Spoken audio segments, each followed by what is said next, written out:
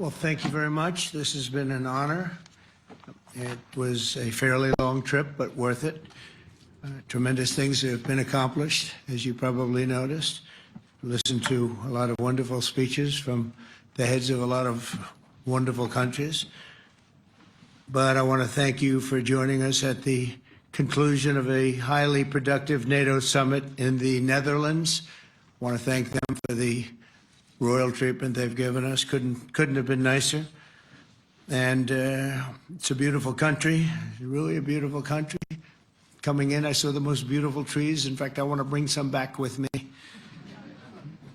I want to also thank, I had breakfast this morning with the King and Queen, and they're incredible people. I said, you're central casting. Beautiful people, great people, big, beautiful heart. And I enjoyed that. And also NATO Secretary General Mark Rutte, who's been terrific. He's been a friend of mine. Used to be right here running this wonderful country. Now he's the NATO Secretary General. He's doing a fantastic job. And the Prime Minister, we appreciate everything you've done. And as you know, last weekend, the United States successfully carried out a massive precision strike on Iran's nuclear enrichment facilities, and it was very, very successful. It was called obliteration. No other military on earth could have done it, and now this incredible exercise of American strength has paved the way for peace with a historic ceasefire agreement late Monday, and we call it the 12-day war. Spoke to a few people. I guess that just sounded like the right name. It was a 12-day war. And we think it's over. I don't think they're going to be going back at each other. I don't think so. Not only have we dealt decisively with the critical threat of Iran's nuclear program, which was what I wanted. I said, Iran cannot have a nuclear weapon. I've said that for 15 years, long before I decided to do the political thing. But we've also reasserted the credibility of American deterrence, which is like no other. The people at NATO said there's never been anything. You know, I rebuilt the entire military during my first term. And we have a great military. We have great generals. I got to know the good ones and the bad ones. We kept the good ones. Over the past 2 days, I was honored to participate in the NATO leaders meeting and also had extremely good individual discussions with the King and the Queen, Secretary General Rutte, and the Prime Minister. Great discussions. Very knowledgeable people. Major focus of our conversations at the summit was the need for other NATO members to take up the burden of the defense of Europe, and that included the financial burden. As you know, it was 2%, and we got it up to 5%. And they said, a couple of them came up to me, one in particular said, sir, we've been trying to get it up to 3% for 20 years, and we haven't been able, and you got it up to 5%. So they're going to be, most of them, I guess almost all of them are going to be contributing now, 5%, a number that people are surprised at, but you need it today. The United States accounts for 2/3 of all NATO defense spending. And since I began pushing for additional commitments in 2017, believe it or not, our allies have increased spending by $700 billion. I said to people, you don't have any money, and a lot of them weren't paying. And so I started the process, and I picked it up as soon as I got back, which is 6 months ago. And following my election last November, almost all have accelerated plans to reach the 2%, 3%, 4%, and then ultimately, very quickly, 5%. And all of this is going to be done very quickly, almost immediately. You probably know this as well as I do. I'm sure they've been talking about it. It's really been a big focus.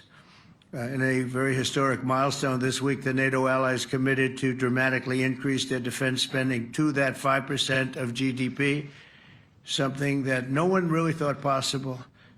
And they said, you did it, sir, you did it. Well, I don't know if I did it, but I think I did. This will be known as the Hague Defense Commitment, which is pretty good, pretty appropriate. When the allies reach this number, it will add more than $1 trillion a year. Think of that, $1 trillion per year to our common defense. And this is a monument really to victory, but it's a monumental win for the United States, because we were carrying much more than our fair share. It was quite unfair, actually.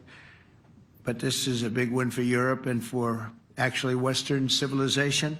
For years, past administrations failed to get most allies to contribute even the 2%. I remember when I came here, we had 4 countries that were up to 2%, and I remember Poland was there. A couple of them were there, and but most of them were. We had 28 at the time, as you know. It's increased a little bit, and they've agreed now to more than double their budgets in all cases.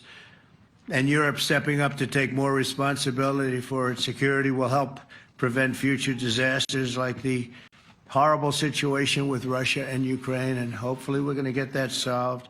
Last week they lost 7,000 soldiers, mostly soldiers, but they're also getting hit in Kiev.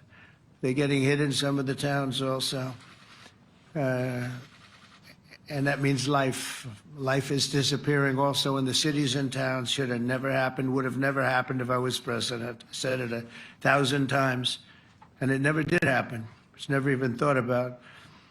But it's vital that this additional money be spent on very serious military hardware, not bureaucracy, and hopefully that hardware is going to be made in America, because we have the best hardware in the world. You saw that, where 14 missiles were shot at us the other day. And they were very nice. They gave us warning. They said, we're going to shoot them. Is 1 o'clock okay? They said, it's fine. And everybody was emptied off the base, so they couldn't get hurt except for the gunners. They call them the gunners. And out of 14 high-end missiles that were shot at the base in Qatar, all 14, as you know, were shot down by our equipment. Amazing stuff. Amazing that they can do. It's like shooting a bullet with a bullet. It's the same thing if you think about it. 14 out of 14, and they weren't even that surprised. I said, do you do that well often? They say, we pretty much do, sir. The Ukraine crisis has also highlighted the urgency of rebuilding our defense industrial base, both in the United States and among the allied nations. We cannot afford to be dependent on foreign adversaries for critical minerals. And as you know, we made a deal with Ukraine to take a vast amount of the land they have for minerals. We need it. And once again, I want to thank all of the people in the Netherlands, incredible people. It's a great place. And all of the NATO allies for the tremendous summit that we just had. A letter just came in, and a statement came in from the Atomic Energy Commission of Israel. And I just wanted, this is an official letter, and they're very serious people, as you know. The devastating U.S. strike on Fordo destroyed the site's critical infrastructure and rendered the enrichment facility totally inoperable. It was devastated. We assess that the American strikes on Iran's nuclear facilities has set back Iran's ability to develop nuclear weapons for many years to come. This achievement can continue indefinitely if Iran does not get access to nuclear material, which it won't. It's so sad that that whole thing had to go. But I just want to thank our pilots. You know, they were maligned and treated very bad, demeaned by fake news CNN, which is back there, believe it or not, wasting time, wasting, nobody's watching them, so they're just wasting a lot of time, wasting my time. And the New York Times, they put out a story that, well, maybe they were hit, but it wasn't bad. Well, it was so bad that they ended the war. It ended the war. Somebody said in a certain way, you know, that it was so devastating, actually. If you look at Hiroshima, if you look at Nagasaki, you know, that ended a war too. This ended a war in a different way, but it was so devastating. Also, they have, out of Dubai, just came that Iran's foreign ministry spokesman, this is Iran's foreign ministry, says it's near its nuclear installations were very badly damaged by the American strike. So what bothered me about these reports were fake reports put out by the New York Times, failing, I call it the failing New York Times because it's doing terribly. Without me, it would be doing no business at all. But, and by fake news, CNN and MSDNC, all of these terrible people, you know, they have no credibility. You know, when I started, they were at 94% credibility, the media. Now it's at 16%. And I'm very proud of it because I've exposed it for what it is. But when I saw them starting to question the caliber of the attack, was it bad? Well, it was really bad. It was devastating. They were obliterated. In fact, you can't get into the tunnels. They just put that over. That just came out. They can't, there's no way you can even get down. The whole thing is collapsed in a disaster. And I think all of the nuclear stuff is down there because it's very hard to remove. And we did it very quickly. When they heard we were coming, it was, you know, you can't move it. Very hard, very dangerous, actually, to move to. And they also knew we were coming, so I don't think too many people want to be down there knowing we're coming. With the bunker busters, as we call them, we're the only ones that have them. We have the best equipment, best nuclear equipment, and we have the best equipment in the world. And by the way, we can't forget our submarine, which was out there, submarines actually, but submarine was out there. We shot 30 rockets into an area, every single one of them. I think it was almost 400 miles away, I think, Pete, right? 400? And long. It was in the ocean, long ways away. And we shot a total of 30. Every single one of them hit within 9 inches from where it was supposed to be. It took out a lot because we didn't do just Fordo. We did 2 others in addition, which hadn't been completely destroyed. So we hit them with a submarine from hundreds of miles away. Amazing, just amazing equipment. Greatest submarines in the world. Nobody's even close. They're 20 years behind us when it comes to submarine technology. So that's one, and the other was from the Atomic Energy Commission, and they have about 3 or 4 of them now coming in from atomic energy commissions from various places. But the one that we have that just came out, we released it a little while ago, was from the Israeli Atomic Energy Commission, but numerous of them are getting to see the site, and the site has been demolished. And again, we had these brave patriots, these incredible flyers, these people that can fly a plane better than anybody can fly a plane, going into very hostile territory, flying into the territory that has got more missiles and things pointed at it. But it was very stealth. They didn't get to see it. It was dark. That's the amazing thing about the shots. They hit the shots perfectly, and yet it was dead dark. There was no moon. There was no light. It was virtually moonless. It was very dark, and the shots were hit perfectly. But when they get demeaned, and they were very upset about it because they knew how strong it would be. Back in Missouri, the pilots flew about 36 hours, 2 ways, far distance, and in those incredible B-2s. And we then had the F-22s, and we had the F-35s, and we had other planes, and we had, I think, a total of 52 tankers. That means the big tankers, because the refueling was a lot for all of the different planes that we sent. Incredible operation, and I have to say, General Raisin Cain was incredible. That's why he beat ISIS, and we beat ISIS in a matter of weeks. I was told it would take 4 to 5 years. We did it in a few weeks. And he was great. That's why he's the head of the Joint Chiefs of Staff right now, because I had a very good experience with him. He knocked out ISIS in a period of literally a few weeks. Amazing. And it was supposed to take a few years, 5 years to be exact. So we had a great victory there, and we then came here, and I think we had a great victory here. But this is an ongoing project. This is the safety of Europe, the safety of the world. And they've raised it from 2% to 5%, something which nobody, and you're talking about over $1 trillion a year. So we're talking about a lot of money from coming in from countries that were not paying nearly enough to be effective. So I have, as you know, Marco Rubio with me, and Pete Hegseth, Secretary of State and Secretary of War. Should we say Secretary? You know, it used to be called Secretary of War. Maybe for a couple of weeks we'll call it that, because we feel like warriors. Used to be called Secretary of War. In fact, if you look at the old building next to the White House, you can see where it used to be Secretary of War. Then we became politically correct, and they called it Secretary of Defense. I don't know, maybe we'll have to start thinking about changing it, but we feel that way. Do we have any questions, please? Wow. That's a lot of questions. Who's a nice person? Oh, you're not a nice person, but I'll let you ask one. Go ahead. What's he going to ask? He is not nice at all. I know him well. Thank you, Mr. President. Yeah. Thank you for taking the time before flying home. You just said you believe the conflict between Israel and Iran is over. What makes you so confident it is? And what do you do if it isn't? Because I dealt with both, and they're both tired, exhausted.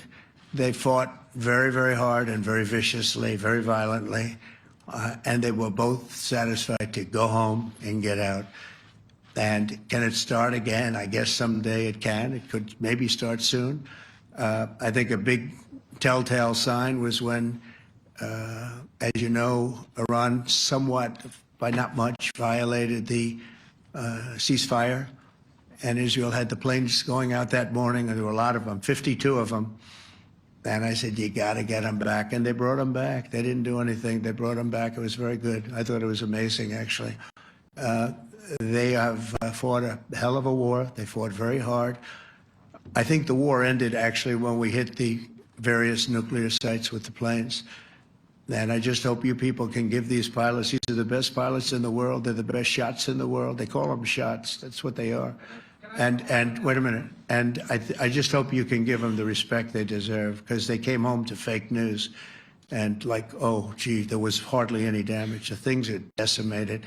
So, but I think, no, I think they're very much finished. I think Israel's going to get back to doing what they do, and I think that Iran's going to get back. You know, Iran has a huge advantage. They have great oil, and they can do things. I don't see them getting back involved in the nuclear business anymore. I think they've had it. They've been at it for 20 years, and I don't see that happening either. Now, if it does, we're always there. It won't be me. It'll be somebody else, but we're there. We'll have to do something about it.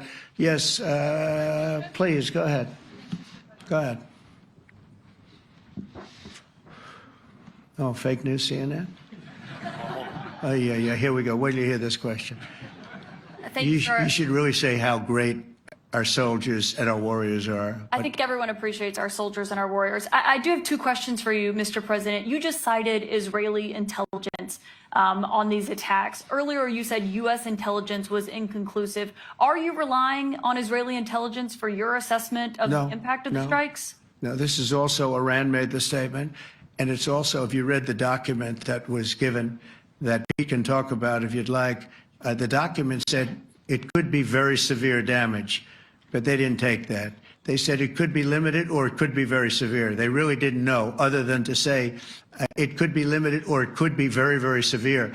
And you didn't choose to put that because it was very early after. Since then, we've collected additional intelligence. We've also spoken to people who have seen the site, and the site is obliterated. And we think everything nuclear is down there. They didn't take it out. Okay, question? Please, go ahead. Go ahead. Yeah, blue dress. Thank you so much, Mr. President. Yesterday, you said China can now continue to purchase oil from Iran. Yeah. Are you giving up on your maximum pressure campaign? Because there are sanctions right now. With who? On Iran. No, look, they just had a war. The war was fought. They fought it bravely. I'm not giving up. They're in the oil business. I mean, I could stop it if I wanted. I could sell China the oil myself. I don't want to do that. They're going to need money to put that country back into shape. We want to see that happen. No, if they're going to sell oil, they're going to sell oil. We're not taking over the oil. We could have, you know. I used to say with Iraq, keep the oil. I could say it here, too. We could have kept the oil. No, China is going to want to buy oil. They can buy it from us. They can buy it from other people. But you're going to have to put that country back into shape. It desperately needs money. Yeah. Yeah, please. Here we go. I'm picking the beauties today. Go ahead. Mr. President, Secretary General Rutte has described President Putin as an adversary, a threat, an enemy. Do you view him the same way? And in addition to that, you mentioned General Kane, your chief of staff, the chairman of the Joint Chiefs of Staff. General Kane. Yes. He has said that Mr. Putin has territorial ambitions beyond Ukraine. Do you view that in the same way? Possible. I mean, it's possible. I know one thing. He'd like to settle. He'd like to get out of this thing. It's a mess for him. He called the other day. He said, "Can I help you with Iran?" I said, "No, you can help me with Russia." Because, you know, in the last few weeks, we took care of India and Pakistan, Kosovo, Serbia. I think on Friday we have coming in, the Congo is coming in, and Rwanda is coming in. That was a vicious war that went on, a machete war, heads chopped off all over Africa. They're coming in. We did 2 others in addition to that. Nobody's ever done anything like this. No, I consider him a person that's, I think, been misguided. I'm very surprised, actually. I thought we would have had that settled easy. I've settled 4 of them in the meantime. But he did call up, and he said, you know, he's close to Iran. He'd like to help us get a settlement. I said, no, you help me get a settlement with you, with Russia. And I think we're going to be doing that, too. Yeah, please. Go ahead, please. Thank you, Mr. President. You've made clear your position on what impact the strikes had. I wanted to ask you what is next with Iran. For instance, is there any indication from U.S. intelligence that Iran was able to move any material? No, just the opposite. We think we hit them so hard and so fast they didn't get to move. And if you knew about that material, it's very hard and very dangerous to move. It's called, in many people, they call it dust, but it's very, very heavy. It's very, very hard to move. And they were way down. You know, they're 30 stories down. They're literally 30, 35 stories down underground. You think we got it all? Oh, yeah, we think we got it. We think it's covered with granite, concrete, and steel. Can I ask you, are you interested in restarting negotiations with Iran? And if so, have they reciprocated? So Or is our this sort of people, settled? Marco could answer this, but our people are not, I'm not. The way I look at it, they fought, the war's done, and, you know, I could get a statement that they're not going to go nuclear. We're probably going to ask for that, but they're not going to be doing it. But they're not going to be doing it anyway. They've had it. They've had it. Now, maybe someday in the future we'll want that. But I've asked Marco, do you want to draw, I just asked him the question as we were walking on the stage, do you want to draw up a little agreement for them to sign? Because I think we can get them to sign it. I don't think it's necessary. Marco, do you want to talk about that, please? Well, Mr. President, I think President Trump has shown a willingness to meet and talk to anybody in the world who's interested in peace. I don't know of any president that's been as willing as he has to meet with anyone and talk about peace. We'd love to have peaceful relations with any country in the world. And so obviously that'll depend on Iran's willingness not just to engage in peace, but to negotiate directly with the United States, not through some third country or fourth country process. But I know of no president, probably in our modern history, that's sought peace more than President Trump has. Sounds like the door is open, but you're in no rush. Is that right? Sounds like the door is open. But I'll tell you what, look, we're going to talk to them next week with Iran. We may sign an agreement. I don't know. To me, I don't think it's that necessary. I mean, they had a war, they fought. Now they're going back to their world. I don't care if I have an agreement or not. The only thing we'd be asking for is what we were asking for before about we want no nuclear, but we destroyed the nuclear. In other words, that's destroyed. I said, Iran will not have nuclear. Well, we blew it up. It's blown up to kingdom come. And so I don't feel very strongly about it. If we got a document, it wouldn't be bad. We're going to meet with them, actually. We're going to meet with them. Yeah. Yeah, go ahead, please. Yes. Mr. President, Netherlands TV, thank you for visiting our country. Good. As I Thank you. understood, I, of course, would like to know how you slept last night at the House of the King. Oh, I slept beautifully. But probably a more serious question. I think you just had a meeting with President Zelensky. Did you discuss any ceasefire in this Russo-Ukrainian? No, I wanted to know how he's doing. He was very nice, actually. You know, we had little rough times sometimes. He was, couldn't have been nicer. I think he'd like to see an end to this. I do. I think what I took from the meeting couldn't have been nicer, actually. But I took from the meeting that he'd like to see it end. I think it's a great time to end it. I'm going to speak to Vladimir Putin, see if we can get it ended.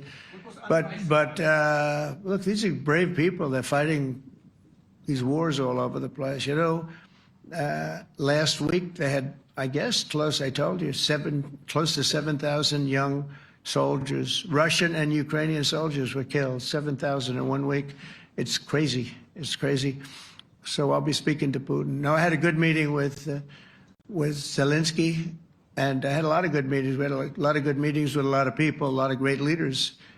But he's fighting a brave battle. It's a tough battle. Yeah.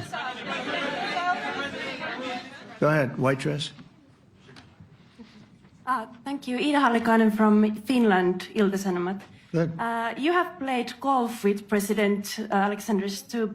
How do you see Finland as a NATO ally and partner, and how would you describe your relationship with our president? Well, he's a very good golfer, okay? In fact, he was on his college golf team. He went to a good college in the South, as you know, a very good college, and he was a good golfer. We had a good time. I think my relationship's great. I want to buy icebreakers. You know, you're very good at icebreakers. And I actually made him an offer. I didn't go to Congress. They'll try and impeach me for this. But there's an old, it's not old, it's fairly new, but it's used icebreaker. And I offered him about 1/3 of what he asked for. But we're negotiating. We need icebreakers in the U.S. And if we can get some inexpensively, I'd like to do that. Actually, they'll fix it up, make it good. Also, we may buy some icebreakers. You know, you're the king of icebreakers, that particular country. They make them good. They make them really good, and they know what they're doing. And so we're negotiating with them for about 15 different icebreakers. But one of them is available now. It's old, and it's old. It's like 5-6 years old. And we're trying to buy it. I'm trying to make a good deal. That's all I do my whole life. My whole life, that's all I do is make deals. Yeah, please. Go ahead. Sir, go ahead.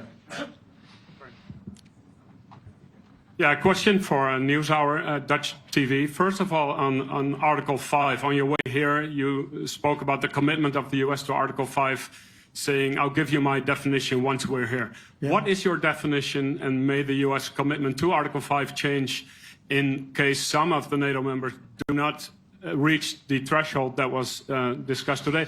My second question is following up on a colleague on Iran. What intel reports do say that everything over there was obliterated?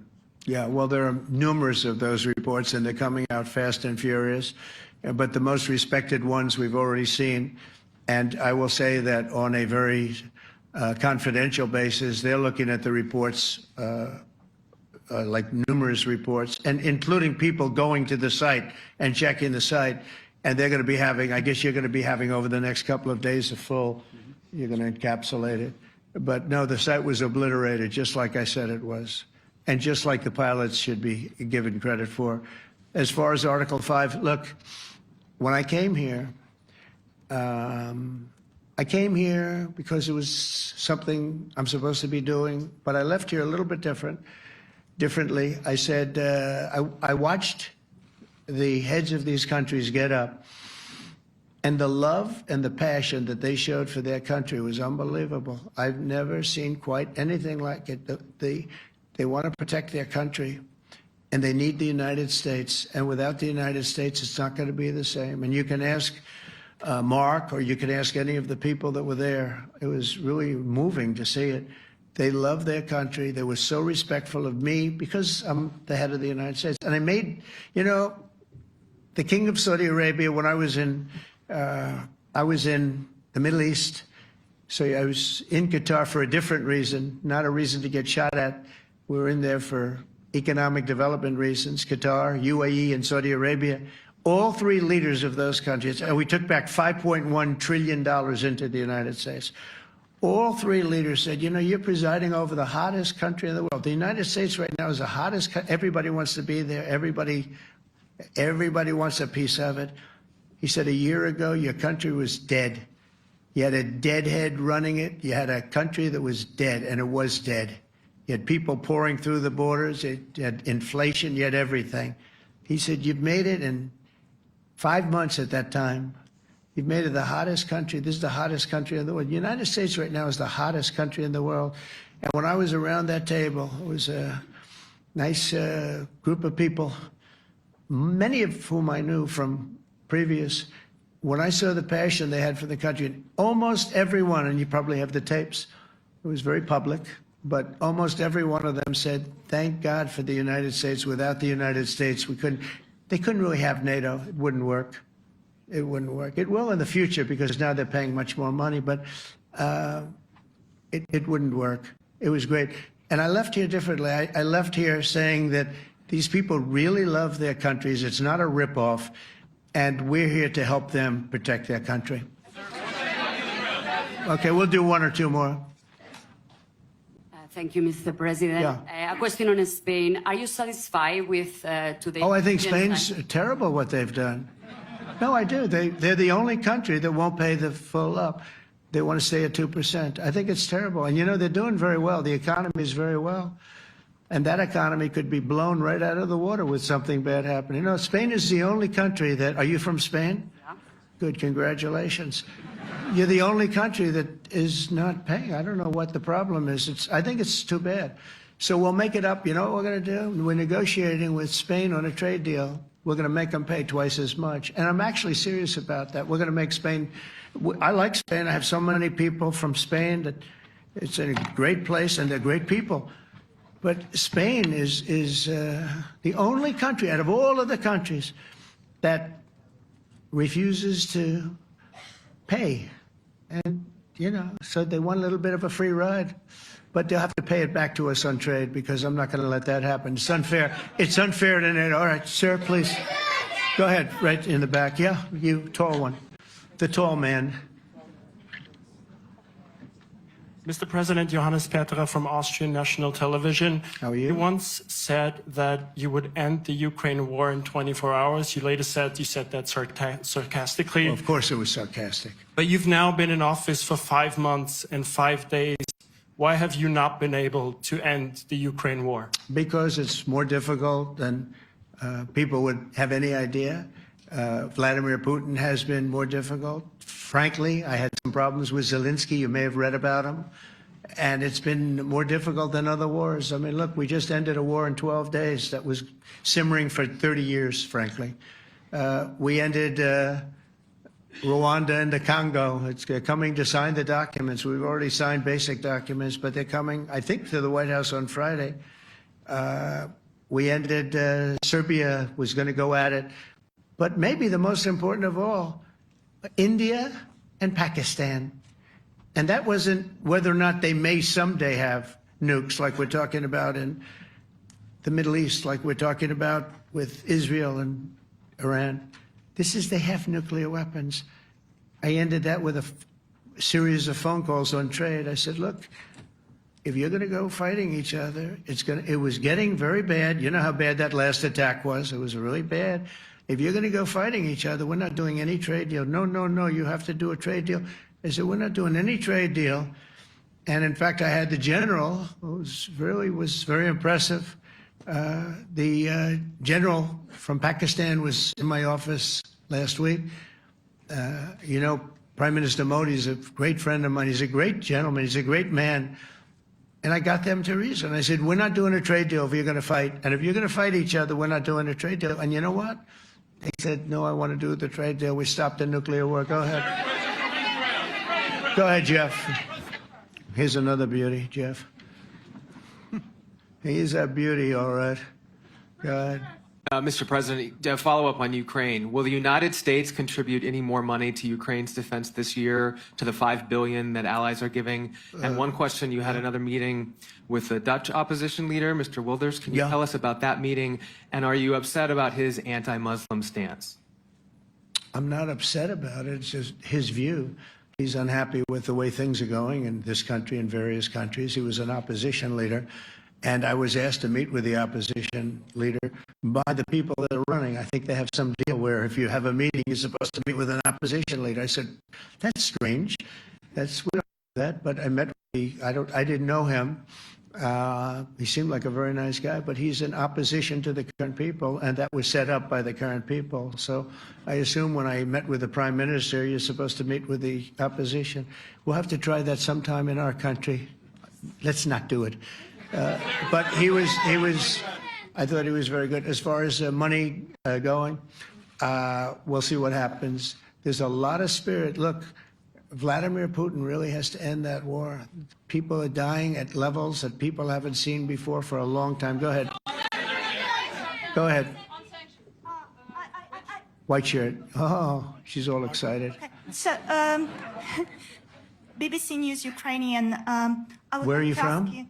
I'm from Ukraine. Oh, so my wow. question to you is whether or not the US is ready to sell anti-air missile systems Patriot to Ukraine. We know that Russia has been pounding Ukraine really heavily right now. Are you living yourself now in Ukraine? My husband is there. Wow. And I can see you very, it's amazing. and me with the kids. I'm in Warsaw actually because he wanted me to be. Is your husband a soldier? No? He's He's there now? yeah Wow. That's rough stuff, right? That's tough. And you're living here? in Warsaw. And you're a reporter? I am. Good. So let me just tell you, they do want to have the missiles, okay, as they call them, the Patriots. And we're going to see if we can make some available, They're very hard to get. We need them too. We were supplying them to Israel, and they're very effective, 100% effective. Hard to believe how effective. And they do want that more than any other thing, as you probably know. That's a very good question, and I wish you a lot of luck. I mean, I can see it's very upsetting to you. So say hello to your husband, okay? Thank you. Go ahead. Thank you. Thank you, Mr. President. You were criticizing Where are you from? Bloomberg News. Oh, Bloomberg. That's wonderful. You were criticizing the Federal Reserve Chair before coming to this summit. Yeah, I think he's terrible. I was wondering if you've begun interviewing different candidates for the Fed pick. Yeah, I know within 3 or 4 people who I'm going to pick. I mean, he goes up pretty soon, fortunately, because I think he's terrible. We have no inflation. We have a tremendous economy. Hundreds of billions of dollars of tariff money is pouring in. Factories are being built because they don't want to pay the tariffs, so they're building them all over the country. I think we're close to $15 trillion. I told you $5.1 trillion from the Middle East alone, but of investment money coming in. There's never been anything like that in the history of our country. But we have no inflation. And we have borrowing because Biden, stupidly, they did short-term debt. So we have borrowing coming up. And, we'll go 10 years, maybe longer, maybe shorter, but we'll go a long period of time when we do the debt. And because of him, because of this guy, we will have to pay for years. We'll be paying for him. And I said to him, listen, there's no inflation. He says, but maybe there'll be some. That's true. I said, if there is some, what you do is raise the rate. I'm okay with that. You raise the rate in 2 years from now or a year from now. But because the rate's high, we have to pay more for debt.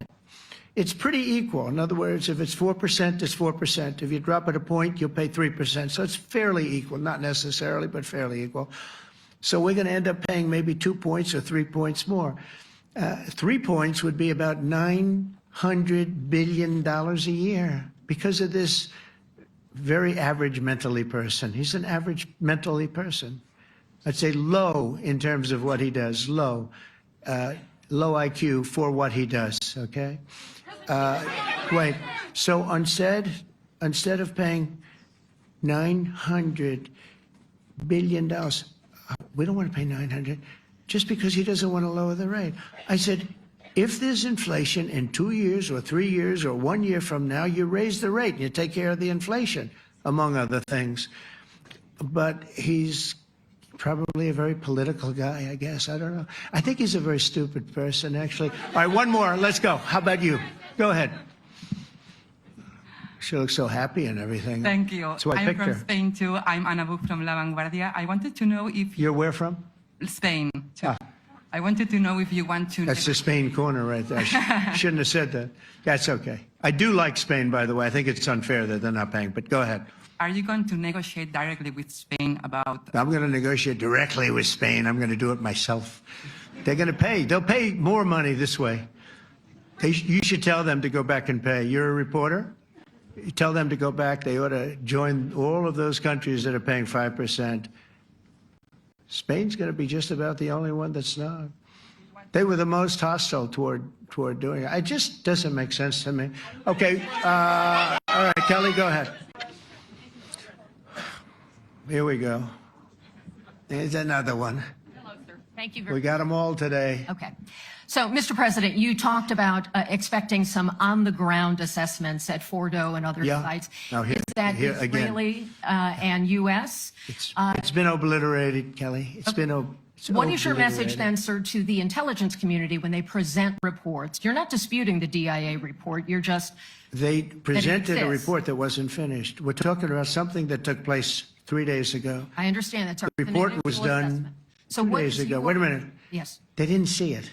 All they can do is take a guess. Now, if you take a look at the pictures, if you take a look how it's all blackened, you know the fire and brimstone is all underground because it's granite and it's all underground. You don't show it.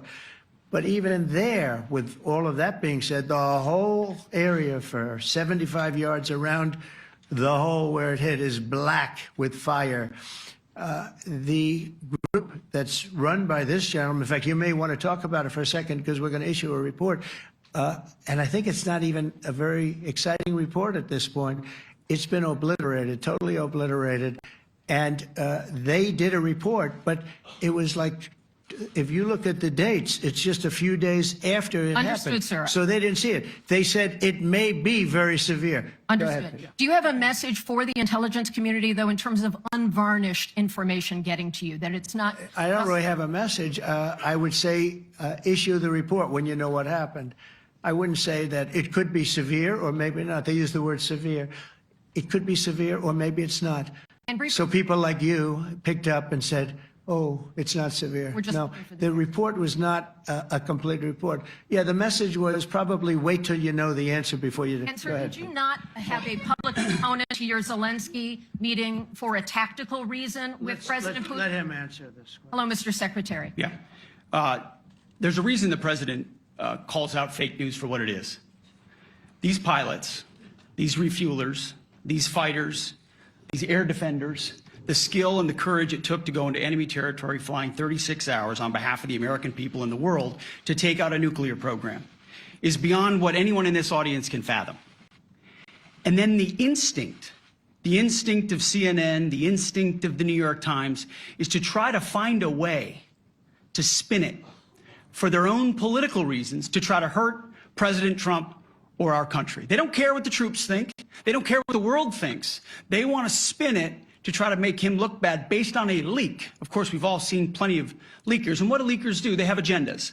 And what do? Do they share the whole information or just the part that they want to introduce? And when they introduce that preliminary report that's deemed to be a low assessment, you know what a low assessment means? Low confidence in the data in that report. And why is there low confidence? Because all of the evidence of what was just bombed by 12 30,000-pound bombs is buried under a mountain, devastated and obliterated. So if you want to make an assessment of what happened at Fordo, you better get a big shovel and go really deep, because Iran's nuclear program is obliterated. And somebody somewhere is trying to leak something to say, oh, with low confidence, we think maybe it's moderate.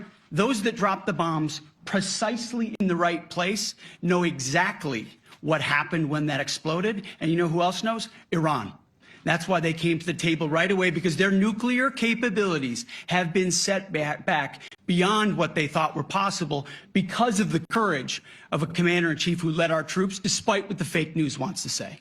But you're not disputing the report said what it said, even though it was initial. The report said what it said, and it was fine. It was severe, they think, but they had no idea. They shouldn't have issued a report until they did. But we've gotten the information. I think Pete said it better than you can say it. And, you know, you should be proud, you, especially you, should be proud of those pilots, and you shouldn't be trying to demean them. No, there's those pilots flew at great risk, a big chance that they'd never come back home and see their husbands or their wives. Let me just tell you, you and NBC, fake news, which is one of the worst, and CNN, New York Times, are all bad. They're sick. There's something wrong with them. But you know what? You should be praising those people instead of trying to find some. By getting me, by trying to go and get me, you're hurting those people. They were devastated. You know, I got a call from Missouri, great state, that I won 3 times by a lot. And I got a call that the pilots and the people on the plane were devastated because they were trying to minimize the attack. And they all said it was hit. But we don't think it was really maybe hit that badly. And they were devastated. They put their lives on the line, and then they have, and I'm not referring to you, but real scum come out and write reports that are as negative as they could possibly be. It should be the opposite. You should make them heroes and heroines. You should make them really people that they were so devastated when they heard this news. And you know what they said? One of them, I spoke to one of them, said, "Sir, we hit the site. It was perfect. It was dead on." Because they don't understand fake news, because they have a normal life, except they have to fly very big, very fast planes. But it's a shame. You should be making them heroes. All right, in the back. Go ahead, back, white, yeah. White jacket, yeah. Go ahead, give him a mic. Hello. Deborah Haynes from Sky News. Good. Mark Rutte, the NATO chief, who is your friend, he called you daddy earlier. Do you regard your NATO allies as kind of children? No, he likes me. I think he likes me. If he doesn't, I'll let you know. I'll come back and I'll hit him hard, okay? No? He did it very affectionate. Daddy, you're my daddy. Do you regard your NATO allies, though, as kind of like children, and they're obviously listening to you and they're spending more, and you're obviously appreciative of that. But do you hope that actually they're going to be able to defend themselves, defend Europe on their own? I think they need help a little bit at the beginning, and I think they'll be able to. And I think they're going to remember this day. And this was a big day for NATO. You know, this was a very big day. They took it. One of the gentlemen said, "You know what? We've been trying to raise money raise the rate for 30 years," he said, 20 years, from almost the beginning. And he's been there for a long time. He said, "Until you came along, it never happened. What you did is amazing." It's been sort of an amazing day for a lot of reasons, but also for that. Yeah, go ahead. Do you think they can do it without you, though, in the future? Can they do it without Well, ask the Mark. United States? I mean, you have to ask Mark, okay? So we're heading back. We're heading back. I want to thank these two gentlemen behind me. They're incredible people, both of them. They've done a fantastic job. And Susie's in the front, and she's done great. And Monica, thank you very much. That was quite an exciting time. And we're going to be heading back. We'll be back soon, and we'll see you in Washington, D.C. Remember this, we have the hottest country anywhere in the world. Thank you very much, everybody. Thank you.